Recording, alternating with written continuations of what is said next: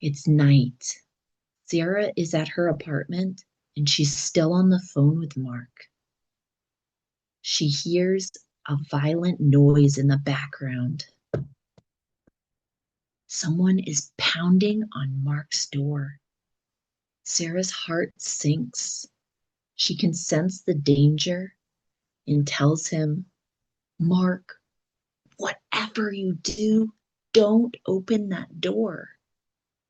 She is visibly stressed and starts pacing back and forth. Over at Mark's place, he is absolutely terrified, but still opens the door and looks through. He sees Laura. She looks like a mess. Her makeup is smeared from crying, and she looks desperate. Mark is torn. He's scared, but he also feels a sense of responsibility. He thinks that if he just talks to her and explains, he can get Laura to calm down and leave.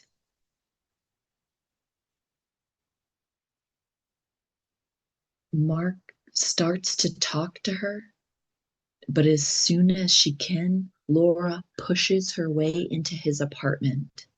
She looks distraught and unstable. Before Mark can say a word, she's pushing past him to get further into the living room. Mark tries to hold his ground, but she is determined to get inside. Meanwhile, Sarah is sitting on the edge of her bed, staring at her phone. She has a terrible feeling in the pit of her stomach. She knows she can't just sit around and wait for a text. She stands up. She needs to know what's going on. She decides to head back to Mark's apartment. She is determined to see the truth for herself. Inside Mark's apartment, the atmosphere is incredibly tense. Laura has made herself at home on the sofa, the exact same spot where Sarah was sitting just an hour ago.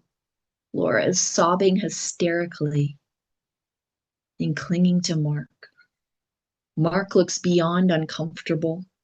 He's sitting stiffly and sweating.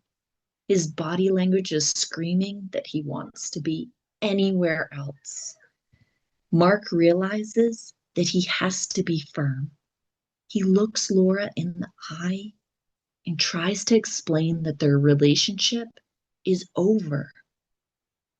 He says, Laura, you have to move on. I've met someone else. This is the spark that sets off the explosion. Laura's sadness turns into pure rage. She stands up and starts shouting, her voice echoing through the apartment. Right at that moment, Sarah comes into the apartment. Sarah stops dead in her tracks. From where she's standing, she sees Mark and Laura close together on the sofa. She doesn't even hear the argument. She only sees the proximity. To her, it looks like they've made up and are back together. Her heart breaks instantly. The room goes silent as they notice Sarah standing there. It's a classic three-way confrontation. Then Laura, looking fueled by jealousy, demands, "Who is she?" Sarah doesn't say a word. She just looks at Mark and tears stream down her face. Mark is completely paralyzed, caught in the middle of two women in a giant misunderstanding. Mark tries to find the words to explain, but it's too late. Sarah can't handle the pain. She doesn't wait for an explanation. She turns on her heel and runs out of the apartment. Mark finally snaps out of his shock and yells, "Sarah, wait! It's not what it looks like." He tries to run after her, but Laura grabs his chest with a firm grip and holds him back. Wow, talk about a cliffhanger. Will Mark be able to break free and go find Sarah to explain?